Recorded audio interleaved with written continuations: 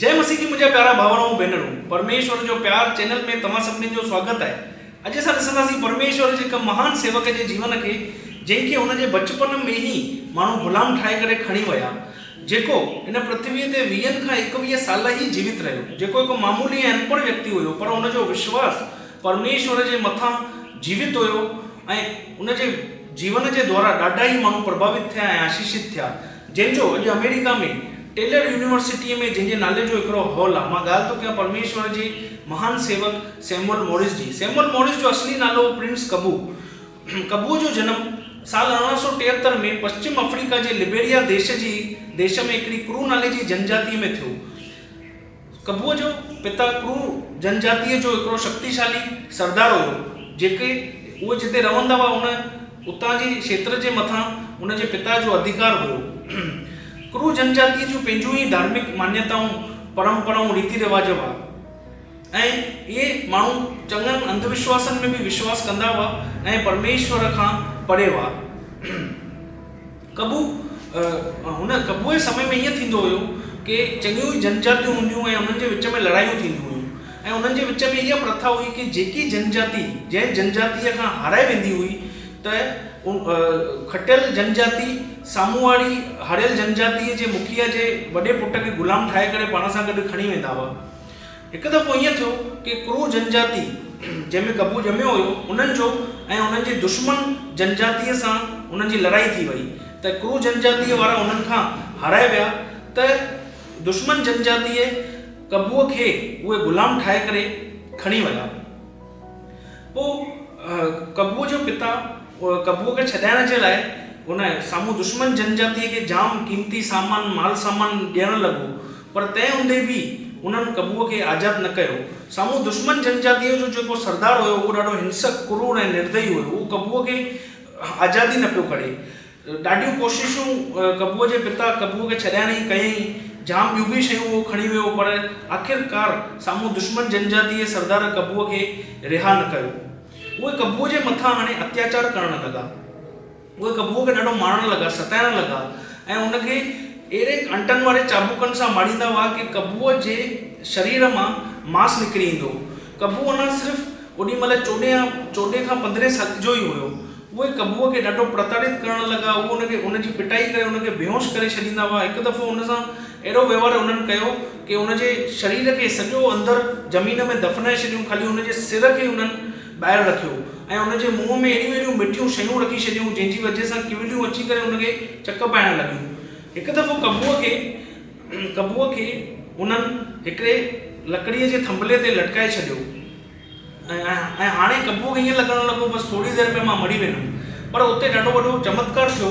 हिकु रोशनी कबूअ जे पासे में अची ॾाढी हिकिड़ी तेज़ रोशनी चमकी, जंहिंजी वजह सां उनजो शरीर ढकिजी वियो ऐं कबूअ ओॾी महिल हिकिड़ी आवाज़ ॿुधई, जेकी इहा हुई कि तूं हितां भॼी वञ। ऐं कबूअ जो जेको शरीर कमज़ोर हुयो, उनजे शरीर में बि हाणे बल अची वियो उतां भॼण जे लाइ ऐं उन जूं ॾोरियूं बि खुली वियूं। पोइ कबू उतां भॼी वियो। इहो परमेश्वर ई हो जंहिं कबूअ खे इन ग़ुलामीअ मां आज़ादु करायईं। पोइ कबू जंगल जी तरफ़ भॼी वियो ऐं कुझु वक़्तु उन जंगलनि में ई उहो रहणु लॻो। उहो उते रही करे फल फ्रूट खाई करे उहो पंहिंजो गुज़ारो करणु लॻो ऐं परमेश्वर उनखे उन जंगल में नरभक्षियुनि खां, जंगली जानवरनि खां ऐं ज़हरीले नांगनि खां बचाईंदो रहियो। पोइ घुमंदे कबू कुझु विदेशी माण्हुनि वटि पहुतो। इहे माण्हू ॾाढा सभ्य हुआ, सुठा माण्हू हुआ। उते उहो हिकिड़े कॉफ़ीअ जे बगीचे में पहुतो, जिते उहो कॉफ़ी जे बगीचे जे मालिक खां मिलियो ऐं उते हिकु ॿियो माण्हू बि कमु कंदो हुयो, जेको कबूअ वांगुरु ई कुझु समय पहिरियों गुलाम ठाहियो वियो हुयो ऐं उहो उन्हनि जे हथनि मां बची करे भॼी निकितो हुयो ऐं हिते अची करे कमु करणु लॻो। कबू उन माण्हूअ सां बि मिलियो।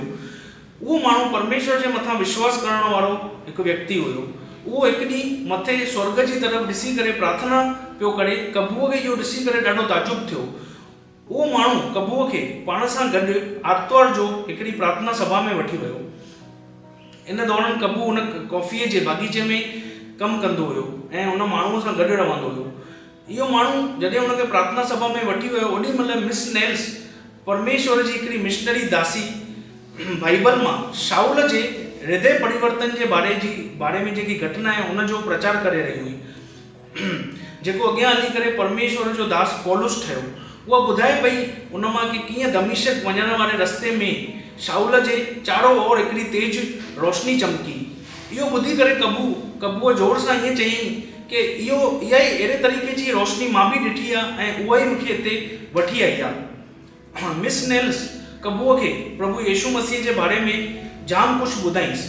कबूअ खे इहे ॻाल्हियूं ॿुधी करे ॾाढो ताजुब थींदो हुयो कि कीअं सॼी दुनिया खे ठाहिण वारो ईश्वर जेको स्वर्ग में रहंदो आहे, उहो इंसाननि खे बचाइण जे लाइ इंसान ठही, उहो केतिरो इंसान खां प्रेम कंदो आहे यीशु मसीह। पोइ धीरे धीरे कबूअ जे अंदरि परमेश्वर खे ॼाणण जी जिज्ञासा वधी। उहो प्रार्थना करणु लॻो ऐं उन जे जीवन में हाणे धीरे धीरे परिवर्तन अचणु लॻो। छोकी पहिरों कबू उन्हनि माण्हुनि जे प्रति उन जे अंदरि बदिले जी ॾाढी भावना हूंदी हुई जंहिं कबूअ जे मथां अत्याचार कयो। पर हाणे प्रभुअ जे वचन खे ॿुधण खां पोइ, प्रभुअ खे ॼाणण खां पोइ कबूअ जे अंदरां उहो बदिले जी भावना निकिरी वई। कबूअ खे हाणे इहो अहसासु थी वियो ऐं हिन ॻाल्हि ते पूरो विश्वास थी वियो कि जंहिं हुनखे चमत्कारिक तरीक़े सां बचायो उहो प्रभु यीशु मसीह आहे। उन यीशु मसीह खे हाणे पंहिंजो उद्धारकर्ता स्वीकार कयईं ऐं बपतिस्मा वरितईं ऐं हाणे हुनखे नओं नालो ॾिनो वियो सैमुअल मॉरिस। सैमुअल मॉरिस हाणे हिन वक़्तु मोनरोविया में हुयो। उनजी मुलाक़ात हिकिड़े जवान छोकिरे सां थी। उन छोकिरे खे बि सैमुअल मॉरिस वांगुरु ई माण्हू गुलाम ठाहे करे खणी विया हुआ ऐं उनजे चंगुलनि मां उहो आज़ादु थी करे उतां भॼी आयो हुयो ऐं मोनरोविया में अची वियो। उन छोकिरे सैमुअल मॉरिस खे ॿुधाईंसि कि मां तुंहिंजे मथां थींदे अत्याचार खे बि ॾिठो ऐं जेकी रोशनी तुंहिंजे पासे में चमकी हुई उनखे बि ॾिठो ऐं जेकी आवाज़ु उते आई हुई कि तूं उतां भॼी वञ, उनखे बि मां ॿुधो हुयो। सैमुअल मॉरिस हुनखे प्रभुअ जे बारे में ॿुधाईंसि ऐं उनखे प्रभु वटि वठी आयो ऐं उन छोकिरे बि यीशु मसीह खे पंहिंजो उद्धारकर्ता स्वीकार कयईं ऐं बपतिस्मा वरितईं ऐं हाणे इहे ॿई दोस्त थी विया ऐं प्रभुअ जे लाइ ऐं प्रभुअ जी सेवा करणु लॻा। सैमुअल मॉरिस 2 साल सुठे तरीक़े सां मोनरोविया में हुन गुज़ारी। नंढो वॾो कमु कंदे उहो पंहिंजो गुज़ारो करणु लॻो। मिस नेल्स हुनखे अंग्रेजी सेखारियईंसि ऐं हुनखे जाम शिक्षा ॾिनईंसि। सैमुअल मॉरिस हाणे परमेश्वर जे बारे में ऐं बाइबल जे शिक्षा जे बारे में हिकु गहरो अध्ययन पियो करणु चाहे। हुन प्रभुअ जे बारे में उनखे गहरी शिक्षा खपंदी हुई। हिकु मिशनरीअ हुनखे चयो कि तोखे आत्मिक रूप में अञा वधिणो अथई, अञा बाइबल जी गहरी शिक्षा अगरि हासिलु करणी अथई त तूं अमेरिका में वञ। पोइ कंहिं माण्हू हुनखे बाइबल जे यूहन्ना रचित सुसमाचार जी किताब जे 14 अध्याय मां पवित्र आत्मा जे बारे में ॿुधाईंसि। हाणे सैमुअल मॉरिस जे अंदरि पवित्र आत्मा जे बारे में अञा ॼाणण जी जिज्ञासा ॾाढी जागी वई। उहो मोनरोविया में हिकु मिशनरीअ खां वठी ॿिए मिशनरीअ ताईं वञी करे उन्हनि खां पवित्र आत्मा जे बारे में पुछणु लॻो। पोइ कंहिं हुनखे ईअं चयो कि मां पवित्र आत्मा जे बारे में ऐं बाइबल जे बारे में गहरी शिक्षा न्यूयॉर्क में हिकिड़ो मसीह शिक्षक आहे स्टीफन मेरिट, उन खां सिखी आहे। तोखे अगरि पवित्र आत्मा जे बारे में ऐं परमेश्वर जे बारे में बाइबल जी गहरी शिक्षा तोखे हासिलु करणी अथई, प्रभु जे बारे में अगरि गहराईअ में ॼाणणो अथई त तूं स्टीफन मेरिट वटि वञ।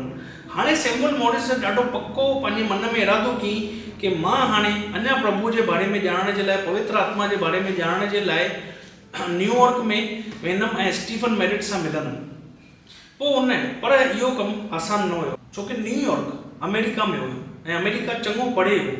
उते वञण जे लाइ सैमुअल वटि पैसा बि न हुया। उन पंहिंजे मिशनरी दोस्तनि खां कुझु मदद घुरी ऐं जेको धन हुनखे मिलियो पर उहो उते वञण जे लाइ पर्याप्त न हुयो। कंहिं हुनखे ईअं चयो कि सैमुअल तोखे अगरि न्यूयॉर्क वञिणो अथई त तोखे पहिरियों धन जमा करणो पवंदई। पर सैमुअल उन्हनि खे ईअं चयो कि परमेश्वर जी अगरि योजना आहे कि मां न्यूयॉर्क वञा त उहो ई मूंखे वठी वेंदो।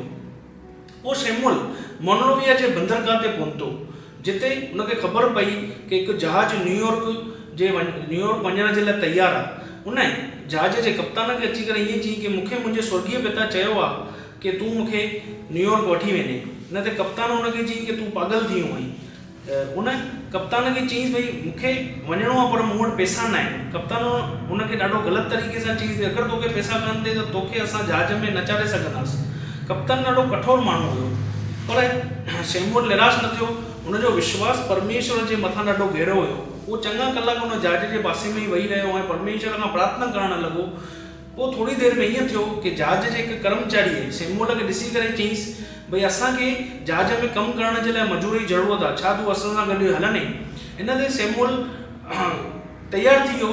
इन ॻाल्हि खे ॿुधी करे उहो आनंद सां भरिजी वियो ऐं उहो तयारु थी वियो उन्हनि सां गॾु वञण जे लाइ। उनखे ख़बर हुई कि मूंखे जहाज में ॾाढी कड़ी महिनत करणी पवंदी, भारी सामान खणणो पवंदो, गंदगी साफ़ु करणी पवंदी ऐं कर्मचारियुनि जो गुस्सो, कठोरता ऐं उन्हनि जो ग़लति रवैयो बि मूंखे सहणो पवंदो। पर तंहिं हूंदे बि उहो ख़ुशि हुयो, छोकी उहो जेको चाहे पियो उहो उनखे मिली वियो। पोइ शैमूअल मॉरिस जहाज में सफ़र करणु लॻो। उते जहाज में हिकु माण्हू शैमूअल मॉरिस खे मारणु पियो चाहे, हिकु विदेशी माण्हू। उहो चाकू खणी करे हिकु समय ते ईअं थियो कि उहो चाकू खणी करे शैमूअल जे पासे में आयो, पर शैमूअल ओॾी महिल प्रार्थना करणु लॻो ऐं उहो माण्हू उतां ईअं ई हली वियो। उन यात्रा जे दौरान जॾहिं जहाज समुंड जे विच में हो त ॾाढो भयानक तूफ़ान आयो समुंड में ऐं जहाज लोॾा खाइणु लॻो। ॾाढा माण्हू ऐं उते माण्हू ऐं नाविक बि ॾाढो इहो सभु ॾिसी परेशान थी विया, चिंता में अची विया ऐं नाविक ईअं चवणु लॻा कि हाणे असां न बचंदासीं, इहो जहाज ॿुॾी वेंदो। पर इन विच में शैमूअल मॉरिस जो विश्वास परमेश्वर जे मथां गहरो हुयो। उहो बिना चिंता बिना डप जे वेठो हुयो ऐं प्रार्थना पियो करे। माण्हू इहो सभु ॾिसी करे ताजुब करणु लॻा। उहो माण्हू खे चवणु लॻो कि परमेश्वर, मुंहिंजो परमेश्वर जीवित परमेश्वर आहे, उहो असांखे बचाईंदो। पोइ थोरी देरि में ई तूफ़ान शांति थी वियो ऐं माण्हू हाणे इहो अनुभव कयो कि इहो जेको छोकिरो आहे इहो कोई साधारण कान्हे, इन जो विश्वास परमेश्वर जे मथां गहरो आहे, इन जो रिश्तो प्रभुअ सां ॾाढो अद्भुत आहे। पोइ उहो उते शैमूअल खां नाविक ॾाढा ऐं माण्हू उते जहाज में जेके सफ़र पिया कनि ॾाढा ई उन जीवन खां प्रभावित थिया ऐं नाविक अची करे उनखां प्रभुअ जे बारे में ॿुधणु लॻा ऐं उते जहाज में ई चङनि ॼणनि प्रभु यीशु मसीह खे पंहिंजो उद्धारकर्ता स्वीकार कयो। जेको माण्हू पहिरियों शैमूअल खे मारणु पियो चाहे उनजो बि हृदय परिवर्तन थी वियो ऐं जेको जहाज जो कप्तान हुयो, जेको कठोर हुयो ॾाढो, उहो बि हाणे शैमूअल जो दोस्त थी वियो। शैमूअल उते ॾाढनि बीमारनि लाइ बि प्रार्थना कई ऐं परमेश्वर उन्हनि खे चङाई ॾिनी। अहिड़ो अद्भुत कमु उन सफ़र में, उन जहाज में माण्हुनि जे जीवन में परमेश्वर शैमूअल जे द्वारा कयईं। पोइ आख़िरकार 5 महीननि जी यात्रा खां पोइ जहाज न्यूयॉर्क जे बंदरगाह ते पहुतो। उते लही करे न्यूयॉर्क में शैमूअल जे अखियुनि में ॻोढ़ा हुआ, पर इहे ख़ुशीअ जा ॻोढ़ा हुआ। माण्हू जेके जहाज में सफ़र पिया कनि शैमूअल खे हुनजी ज़रूरत जे लाइ जूता ऐं कपिड़ा बि ॾिनऊंसि। शैमूअल पहिरियों दफ़ो ॾिठो हुअईं न्यूयॉर्क में, जॾहिं उहो लथो हुयो हुन पहिरियों दफ़ो ॾिठो हुअईं कि एॾियूं लंबियूं इमारतूं ऐं माण्हू सजियल धजियल हुआ ऐं ॾाढियूं तेज़ उते गाॾियूं हलनि पयूं। पर उहो उते घुमण जे लाइ न वियो हुयो। उनजो मक़सदु हो कि उते उहो स्टीफन मेरिट सां मिले ऐं अञा परमेश्वर जे बारे में बाइबल जी गहरी शिक्षा वठे ऐं पवित्र आत्मा जे बारे में ॼाणे। कंहिं माण्हूअ जी मदद खां पोइ उहो स्टीफन मेरिट सां मिलियो। स्टीफन मेरिट जेको मेथोडिस्ट चर्च जो हिकिड़ो पादरी हुयो ऐं यीशु मसीह जे मथां गहरो विश्वास करण वारो व्यक्ति हुयो, उहो बि शैमूअल जी मॉरिस जी गवाही ॿुधी करे ऐं उनजे विश्वास खे ॾिसी ॾाढो उनखां प्रभावित थियो। पोइ स्टीफन मेरिट शैमूअल खे पंहिंजे घर वठी आयो।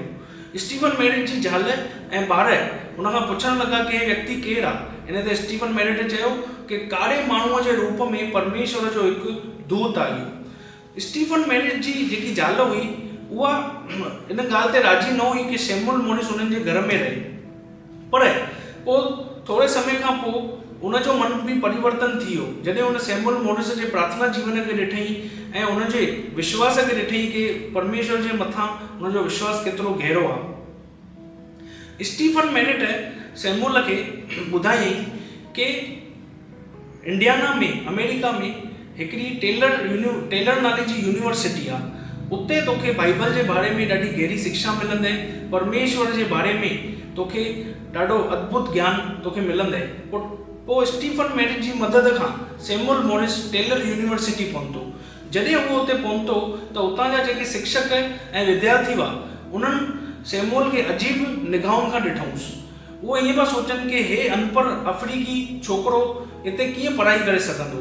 पर जॾहिं शैमूअल मॉरिस पंहिंजे जीवन जी गवाहीअ जे बारे में ऐं पंहिंजे जहाज जे सफ़र जे बारे में उन्हनि खे ॻाल्हियूं ॿुधाई त उहे सभु ॿुधी करे उतां जा शिक्षक ऐं विद्यार्थी ताजुब करणु लॻा। टेलर यूनिवर्सिटीअ जो प्रेसिडेंट, उन समय जो जेको प्रेसिडेंट हो उहो थदेस रीड नाले जो माण्हू हुयो।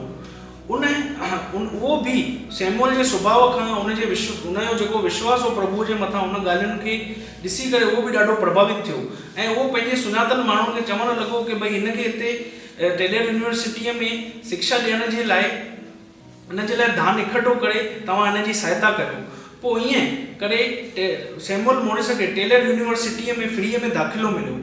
हाणे टेलर यूनिवर्सिटीअ में रहंदे सैमुअल खे बाइबल शिक्षा हासिल करणी हुई ऐं पंहिंजे पाण खे उतां जे वातावरण में तयारु करणो हुयो। पर सैमुअल मॉरिस ॾाढो महिनती हुयो ऐं पंहिंजे मक़सद खे खणी करे ॾाढो गंभीर हुयो। इन जे करे उहो सुबुह जो रोज़ु जल्दी उथी करे प्रार्थना करणु लॻो। उहो उते रहंदे माण्हुनि खां ॾाढो प्यार सां मिलणु लॻो, ॻाल्हाइणु लॻो ऐं ॾाढनि माण्हुनि जी मदद करणु लॻो। हिकु दफ़ो यूनिवर्सिटीअ में हिकिड़ी गंभीर समस्या थी वई। हिकु विद्यार्थी अहिड़े ख़तरनाक तरीक़े सां बीमार थी वियो कि डॉक्टरनि हुनखे बचाइण जी आशा बि छॾे छॾियऊं ऐं उते शिक्षक ऐं विद्यार्थी इन ॻाल्हि खे खणी ॾाढो चिंता में अची विया। पर सैमुअल ईअं चयो कि छा असां परमेश्वर खां प्रार्थना न करे सघंदा आहियूं? उन माण्हुनि खे इकठो कई। पोइ उन गंभीर रूप सां परमेश्वर खां उन विद्यार्थीअ जे चङाईअ जे लाइ प्रार्थना कई।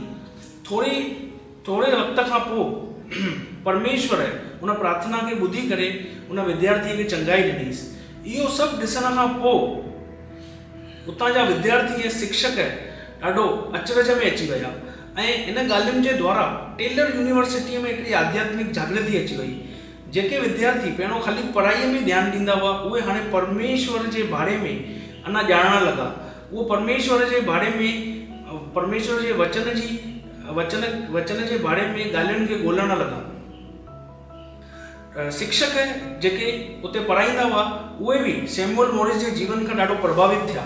उहे ईअं चवंदा हुआ कि असां जाम विद्यार्थी ॾिठा आहिनि, पर सैमुअल मॉरिस जहिड़ो विश्वास जेको हुनजो परमेश्वर जे मथां हो, अहिड़ो विश्वास असां कंहिं बि विद्यार्थीअ में न ॾिठो आहे। सैमुअल मॉरिस हाणे बाइबल जी शिक्षा चङी प्राप्त करे चुको। हाणे उनखे हिकिड़ो मक़सदु मिली वियो कि मां हाणे पंहिंजे माण्हुनि वटि अफ्रीका में वेंदुमि ऐं उन्हनि खे यीशु मसीह जी सचाई जे बारे में ॿुधाईंदुमि ताकी उहे माण्हू बि उद्धार पाइनि। उनजो हाणे इहो ई हिकिड़ो ई सुपिनो हुयो कि मां हाणे पंहिंजे माण्हुनि वटि वञा अफ्रीका में ऐं उन्हनि खे प्रभुअ जे बारे में ॿुधायां। इन जे करे उहो पंहिंजे पाण खे हाणे अफ्रीका वञण जे लाइ तयारु करणु लॻो। पर अचानक उहो ॾाढो गंभीर रूप सां बीमार थी वियो ऐं शिक्षक ऐं विद्यार्थी उन वटि अची करे उनखे मिलणु लॻा ऐं उनखे चवणु लॻा भई तूं फ़िलहालु हाणे अफ्रीका वञण जो तूं फ़ैसिलो टाले छॾ। पर इन ते सैमुअल मॉरिस उन्हनि खे ईअं चवणु लॻो कि अगरि परमेश्वर जी इहा योजना आहे कि मां अफ्रीका में पंहिंजे माण्हुनि वटि वञा त उहो मूंखे चङाई ॾींदो ऐं अगरि उनजी इच्छा इहा आहे कि मां स्वर्ग वञा त इहो उनखां बि वधीक बहितरु आहे। छो कि जेकी सैमुअल मॉरिस खे बीमारी थी हुई उहा ॾाढी ख़तरनाक हुई। उहो पंहिंजे अंतिम क्षणनि में हाणे अची वियो हुयो, पर हिन अंतिम क्षणनि में बि उहो ॾाढी प्रार्थना कंदो हुयो ऐं परमेश्वर जी स्तुति कंदो हुयो। उहो माण्हू खे ईअं चवंदो हुयो कि परमेश्वर जी योजना ॾाढी महान आहे, बसि असांखे ख़ाली उनजे मथां भरोसो रखिणो आहे। पोइ आख़िरकार साल 1893 में 12 मई जे ॾींहं ते उहो हमेशह जे लाइ इहा धरती छॾे करे परमेश्वर वटि स्वर्ग हली वियो। मुंहिंजा प्रियो, सैमुअल मॉरिस जी मृत्यु ऐं गवाहीअ जे द्वारा अमेरिका मसीह समुदाय ऐं यूनिवर्सिटीअ में हिकिड़ी आध्यात्मिक जागृति अची वई। चङनि ई विद्यार्थी हिन ॻाल्हियुनि खां प्रभावित थी करे मिशनरी सेवक ठहण जो निर्णय कयो ऐं चङा ई जवान मिशनरी हिन ॻाल्हियुनि खां प्रभावित थी करे उन्हनि अफ्रीका में वञी करे प्रभु यीशु मसीह जो सुसमाचार फैलाइण जो निर्णय कयो। भले ही मुंहिंजा प्रियो, सैमुअल मॉरिस पंहिंजे जीवन में कॾहिं बि पंहिंजे माण्हुनि वटि अफ्रीका में प्रभु यीशु मसीह जो सुसमाचार न खणी वञी सघियो, पर उनजी मृत्यु ऐं उनजे जीवन जे द्वारा प्रभावित थी करे चङा ई मिशनरी अफ्रीका में विया ऐं उन्हनि प्रभु यीशु मसीह जो सुसमाचार उते फैलायो। मुंहिंजा प्रियो, सैमुअल मॉरिस इन पृथ्वीअ ते ख़ाली 20 खां 21 साल ई जिंदो रहियो, पर उन पंहिंजे एतिरे जीवन में उन एतिरा अद्भुत कम कयईं ऐं एतिरो प्रभाव छॾी जेको पंहिंजे सॼे जीवन भर में माण्हू न छॾे सघंदा आहिनि। टेलर यूनिवर्सिटी सैमुअल मॉरिस के जीवन खां ई प्रभावित थी करे उन निकिरो। सैमुअल मॉरिस स्कॉलरशिप उन्हनि चालू कई, जंहिंजी वजह सां जेके गरीब जंहिंजे द्वारा गरीब ॿार ऐं समर्पित जेके विद्यार्थी जेके पढ़णु चाहिनि था, इन जी वजह सां उन्हनि खे सहायता मिले। अॼु बि टेलर यूनिवर्सिटीअ में मुंहिंजा प्रियो जेके बि नवां विद्यार्थी दाख़िलो वठंदा आहिनि, उन्हनि खे सैमुअल मॉरिस जे जीवन जे बारे में ॿुधायो वेंदो आहे कि कीअं हिकु अफ्रीकी छोकिरो जंहिं प्रभु यीशु मसीह खे स्वीकार कयो ऐं उनजे मथां उनजो जेको विश्वास हुयो उहो एॾो गहरो हुयो जंहिंजे द्वारा चङा ई माण्हू आशीषित थिया। मुंहिंजा प्रियो, सैमुअल मॉरिस जो जीवन उन बढ़ंदड़ ॾींहं वांगुरु हो, जेको भले ई नंढो हुयो पर उनजी रोशनीअ दुनिया भर में माण्हुनि खे ॾाढो प्रेरित की। त छा थो सिखणु मिले असांखे सैमुअल मॉरिस जे जीवन खां कि परमेश्वर कंहिं बि माण्हूअ जी जात पृष्ठभूमि या उन माण्हूअ जे अंदरि केतिरो तालंत आहे, उनजी स्थिति छा आहे, उहो न ॾिसंदो आहे। उहो ॾिसंदो आहे सिर्फ़ु हिकिड़ो समर्पित दिलि, कि हिकु माण्हू केतिरो उनजे प्रति सही आहे ऐं केतिरो उनजे भय में थो हले ऐं केतिरो उन खां प्यार थो करे। सैमुअल मॉरिस ॾाढी वॾी मिसाल आहे इन ॻाल्हियुनि जी कि उन पंहिंजो जीवन परमेश्वर जे अनुसार गुज़ारी। जीअं परमेश्वर सैमुअल मॉरिस जे जीवन में असंभव खे बि संभव की जीअं परमेश्वर उनखे उन ख़तरनाक ग़ुलामीअ जी अवस्था मां कढी करे उनखे पंहिंजे राज्य जे लाइ इस्तेमालु कई ऐं दुनिया में ॾाढनि माण्हुनि जे लाइ आशीष जो कारण ठाही। परमेश्वर असांजे जीवन में बि असंभव खे संभव करे सघंदो आहे। उहो अॼु बि ओतिरो ई सामर्थ्य आहे मुंहिंजा प्रियो। जीअं सैमुअल मॉरिस आहे, परमेश्वर जे मथां उनजो विश्वास जीवित हुयो। अगरि असांजो बि विश्वास परमेश्वर जे मथां अहिड़ो हूंदो त परमेश्वर असांजे जीवन जे द्वारा बि अद्भुत कम कंदो ऐं असांखे इन दुनिया भर में ॾाढनि माण्हुनि जे लाइ आशीष जो कारण बणाईंदो। पर असांखे सैमुअल मॉरिस वांगुरु ई परमेश्वर खां प्यार करणो आहे, परमेश्वर जे प्रति आज्ञाकारी रहणो आहे ऐं उनजे प्रति ईमानदार रहणो आहे। सैमुअल मॉरिस जे जीवन जे द्वारा परमेश्वर तव्हां सभिनीनि खे आशीष ॾे। जय मसीह।